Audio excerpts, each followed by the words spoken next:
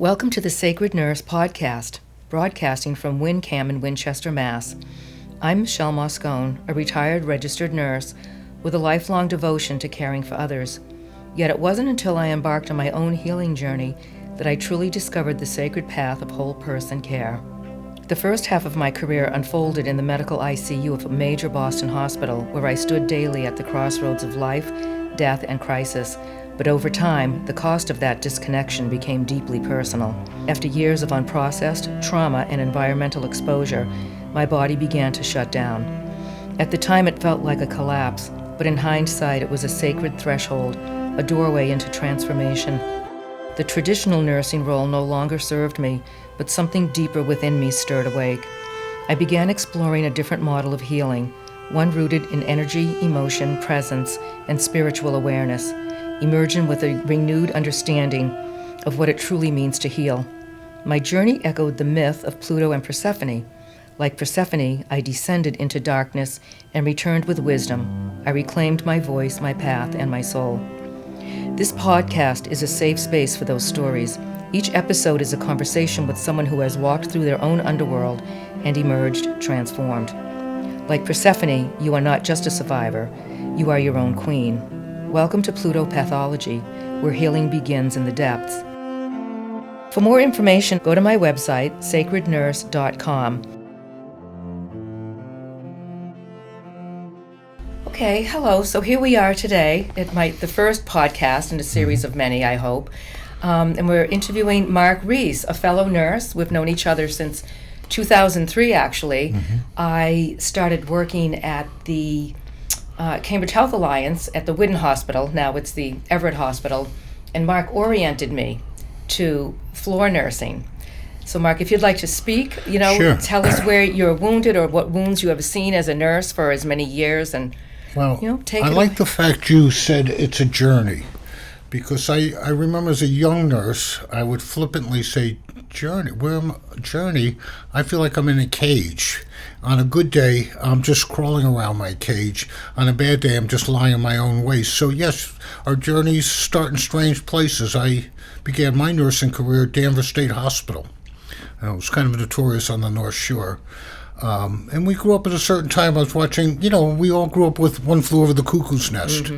So I was always pulling for McMurphy, but had to do Nurse Ratchet's job. So when you talk about the profane and the sacred, it doesn't bump up against each other more frequently than like a state hospital. Yeah, and does any one particular case stand out to you? What was your most significant, you as the witness? Because we are the witness. When we are as nurses, helping others, we don't control the scenario. We just witness them. Right.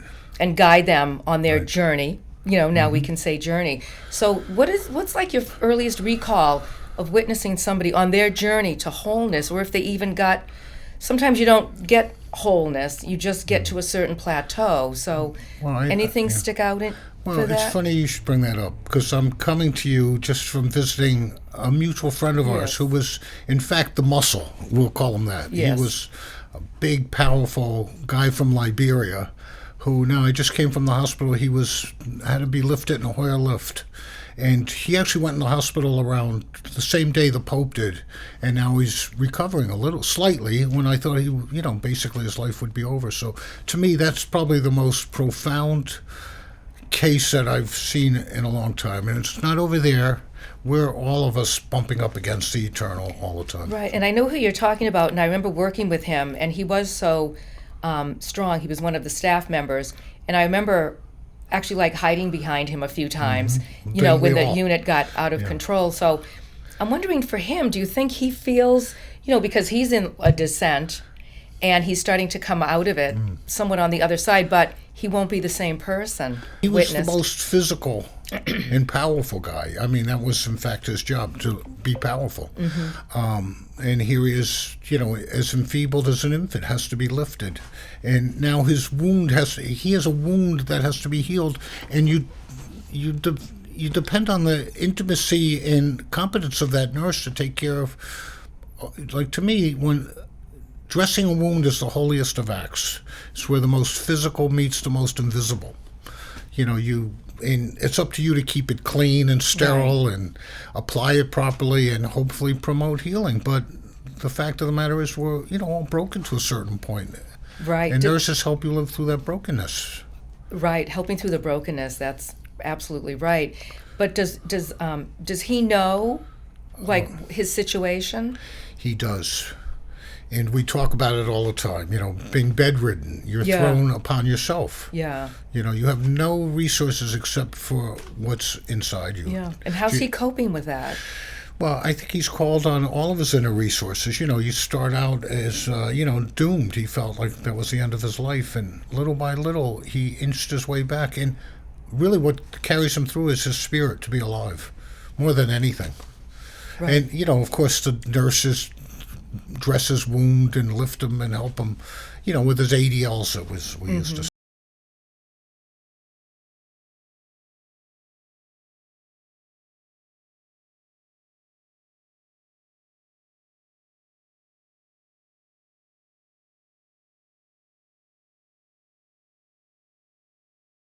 I look around the streets right now and everybody's wondering what's going on at Mass and Cass. Of course, looking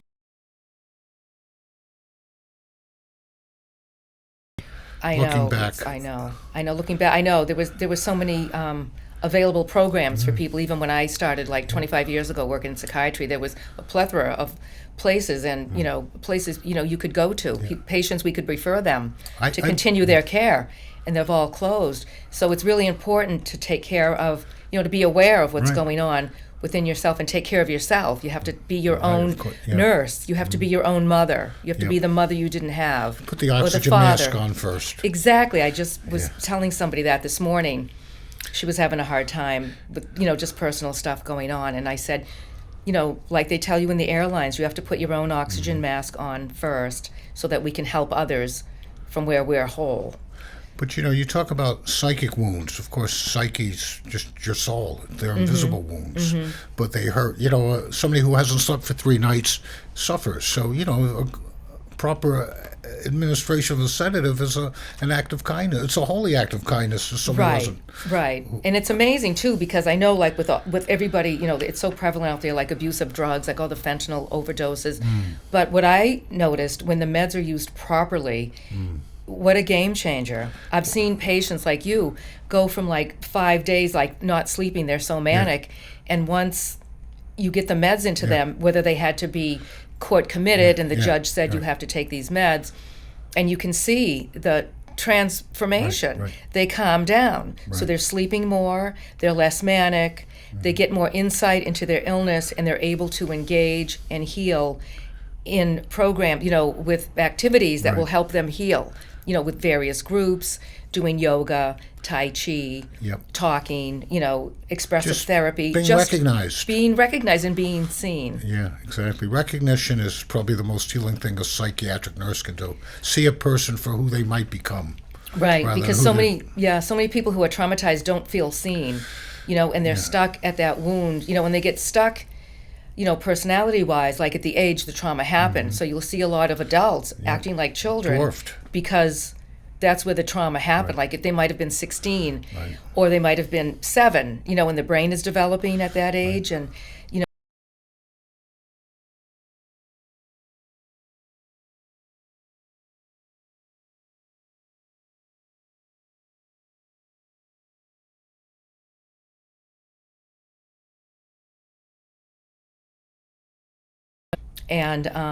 and seek it out and make peace with it. You have to make peace.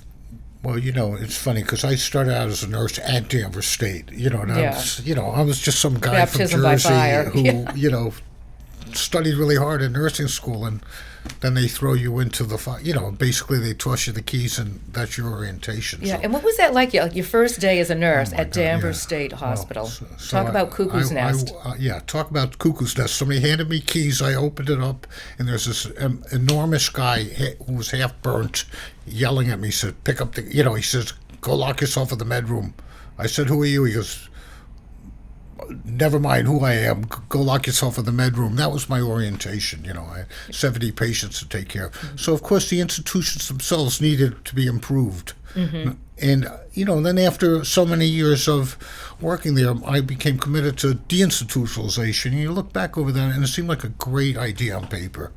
But it's, the devil's always in the details. So you look around, and, we kind of neglected our obligation to the neediest of our people. Right, but I think what happened, it's almost like a balancing act, like it's transitioned, because a lot of people now, I know it's all about taking responsibility, because you become an adult. When you're a child, you can get away with things because you're just learning. Because you're a child. You're a child, and you're going to make mistakes, and that's what it's about. That's how you Don't learn. do that again, or You the learn. same thing will Right. happen.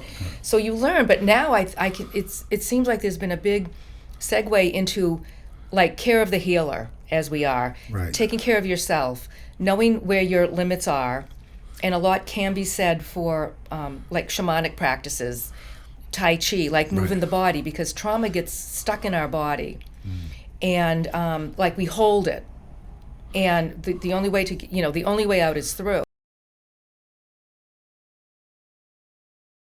Right. Your biology becomes your biography, so your story, what happened to you. Well, the wound's limiting. Because It does. stops the growth. Absolutely, it stops the growth. So you have to find ways to dig the wound out, water it, take it out, right. and let that part that was wounded, let her or him free.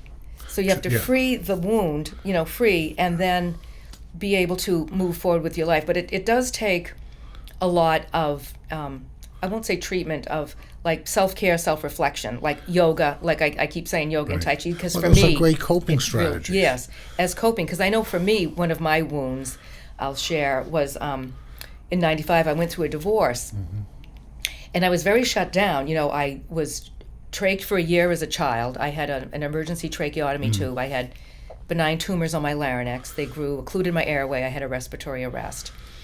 And I didn't know about this respiratory arrest until I was an adult. Right. And as an adult, I worked in a medical ICU with trachs and vents, and Right. and It's it never. not by accident. It I know, seems- but I was shut down. I was clueless. I had no idea.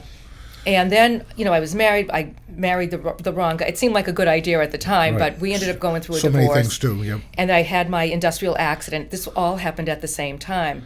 So I took a year and a half off. I was on workers' comp, and I was able to stay home with my children. My ex and I, we had a very amicable divorce. He stayed in the neighborhood, and we co-parented the children.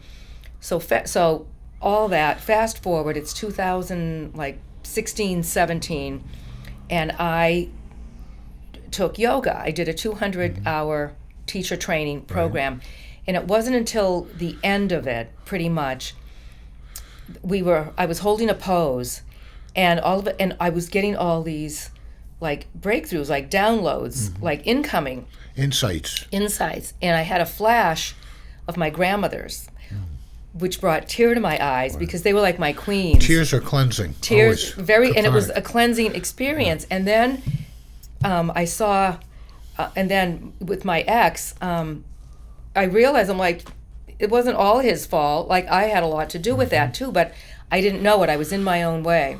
So doing yoga for me was really helped. And then I don't know if you remember, I don't know if you had retired, but no, I think you were still there.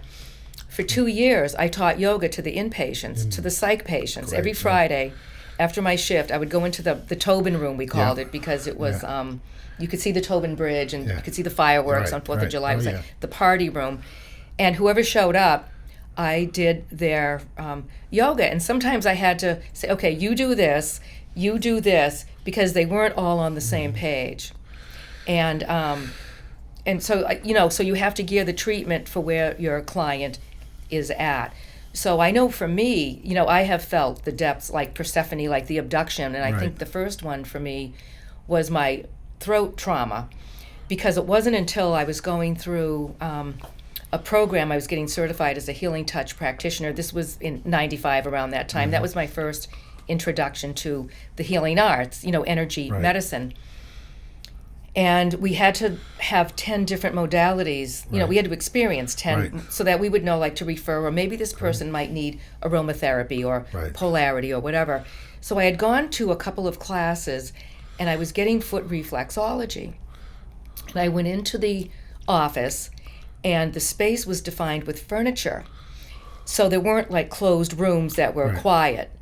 And there was a man, he was a, what do you call it? Acupuncturist. And I couldn't see him, but I could hear him. And he was really loud. And he reminded me of a big Texan. I imagined this big man, like Hoss Cartwright with a cowboy hat. Yeah. And women were, mostly women were coming to him. And he was doing adjustments, maybe 2 or 3 minutes, pregnant women, and he would adjust them and off they would go. And I thought, oh my God, I said, how is this woman going to override his energy? Because from working, I know like you have to override like external energy or noise and zero in so that you can channel healing for your client. So I'm with my, foot reflexology therapist, and I'm telling you, she got me in the zone. And it was so impressive. And I remember being in the church where I was a child, St. John's Church in Quincy.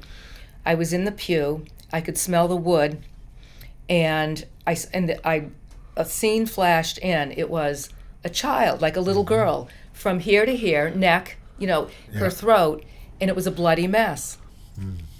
And it wasn't until then that I realized I had an emergency trach, and it was a bloody mess, and it was a near-death experience.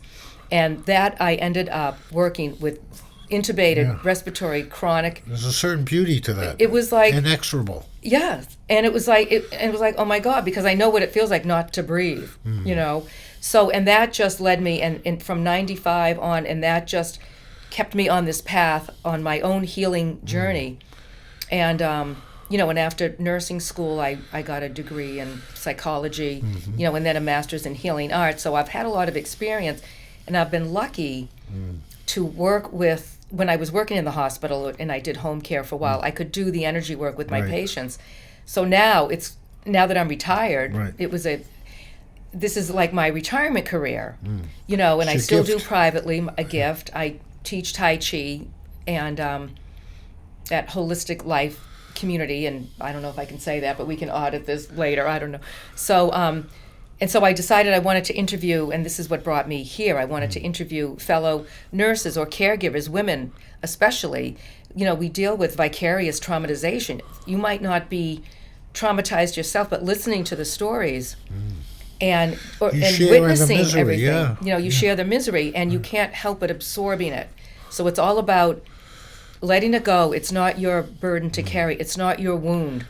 I used to say, Michelle, you have 2 things in life you can do: appointments and disappointments. Appointments you can keep or not. That's up to you. Disappointments should always teach you something. And to me, that's the essence of, psych nursing is, we're all failed creatures in the end. So, how do you manage and cope, for the time we have? And how do you apply meaning to that? I think meaning in and of itself is therapeutic. Yeah. So how did you apply meaning and cope? How did you help your patients cope? Not like the chronic, but just, the ones that come in like crisis intervention, stabilization. How do you help them cope so they can be discharged and not relapse and be back in the hospital with the same issue? Yeah, the essential thing is diagnosis, which is naming.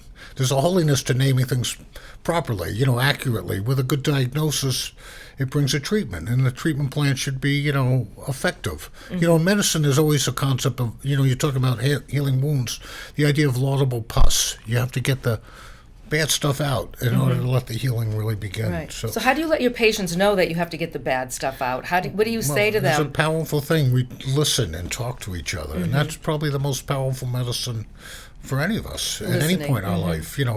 If you're tied to a bed, a madman, or you're just sad and lonely, talking to somebody, affords you the opportunity of maybe gaining some insight. Like, you went on a long journey. Maybe, sometimes in a few moments you might have an epiphany, which isn't a lot, Yes, and Mark, and it just reminds me, I know you're working in hospice now. You're a hospice volunteer. Right. And you recently told me a story that I thought it might be nice to share that with the old man, that you just let him talk because no one... Well, they said nobody can talk to this guy. All he wants to do is grieve. So, and I went to see him, after nobody would...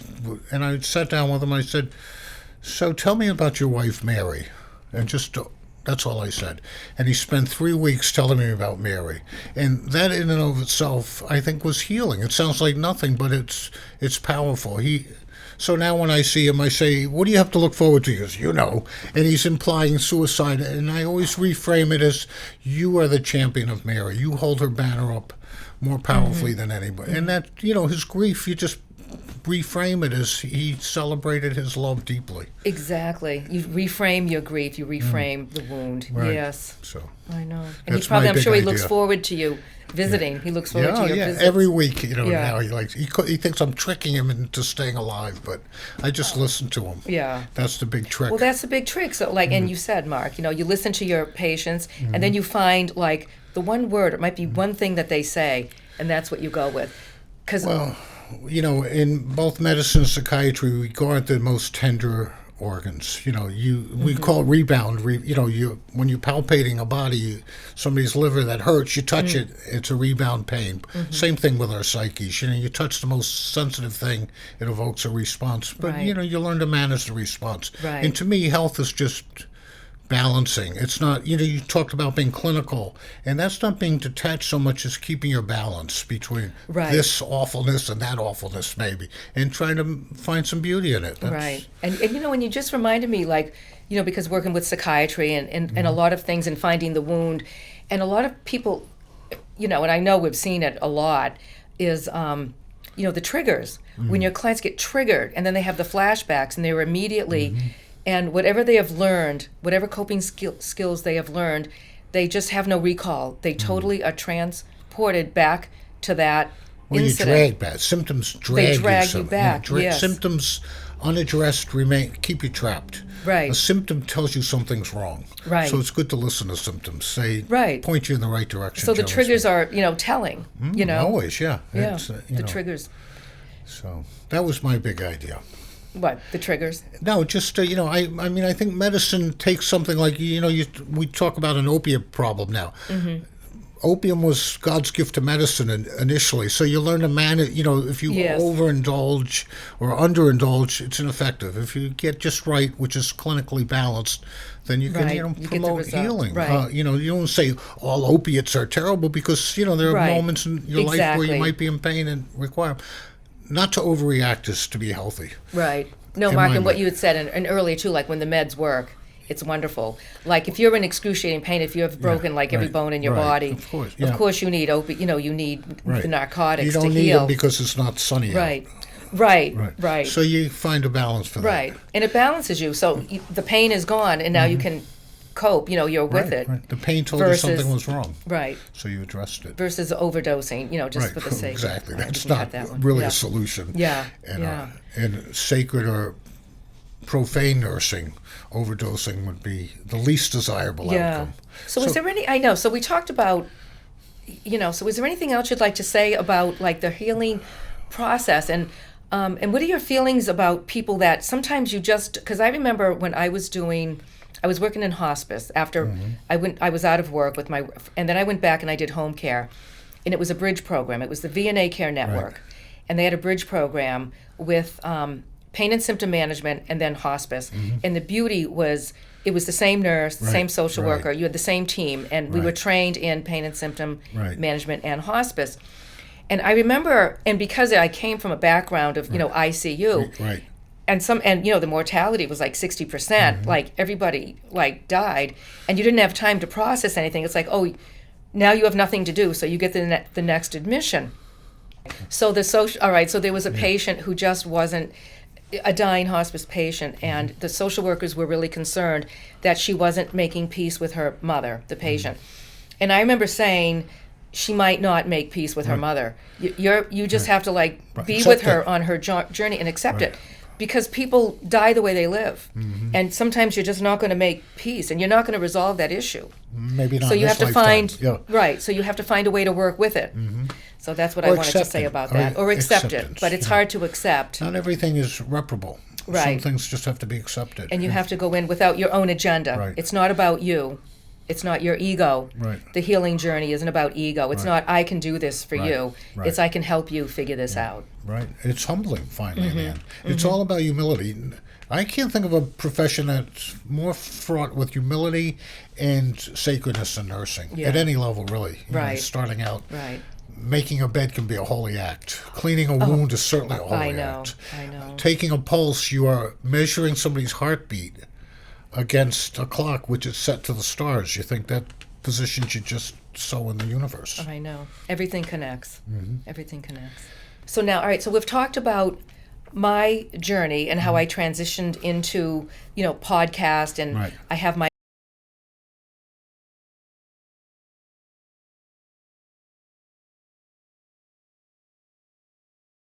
published author. Yeah.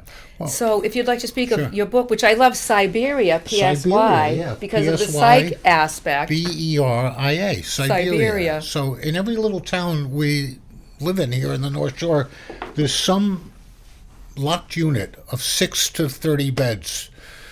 And this book's all about what happens behind the locked doors. So, I find it pretty, I find there's a renewed interest in Danvers State, which to me was in some ways the most awful place in the world to be, and also the most challenging and sacred place, because you have to maintain your decency in a very, dark world. So the book is Siberia, and, it's on Amazon. I don't want to be a Marc shameless Reiss. marketeer, but, Okay. could use a few more readers, and happy Okay. to share it.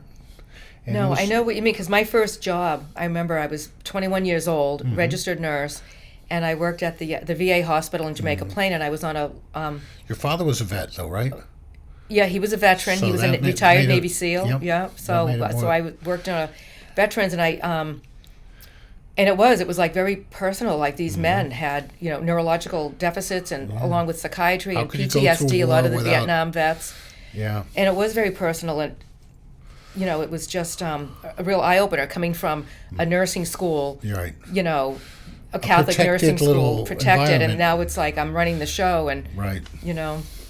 so Grows yes, you up very, quick, doesn't it? very, very humbling. It deepens you, too. Yes, If you allow it to. And I think therein lies the strength. right there, but for the grace of God, Yeah, go. always. We're all of us somebody's patient sooner or later. I used Right. to say that, and now it's true. You Right, hit a certain right. point, you're somebody's Right, patient. you're born with a sippy cup, and you die with a sippy cup. Yeah, that's right.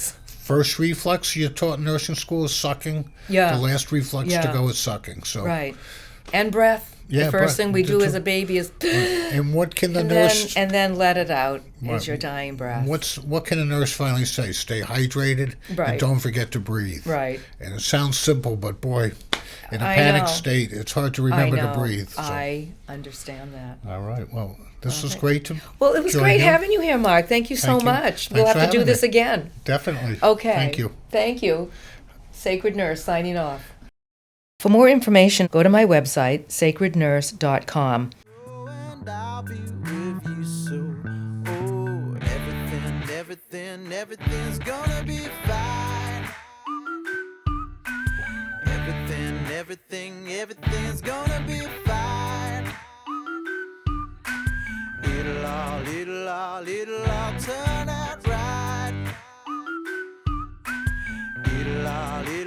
It's all gonna be fine.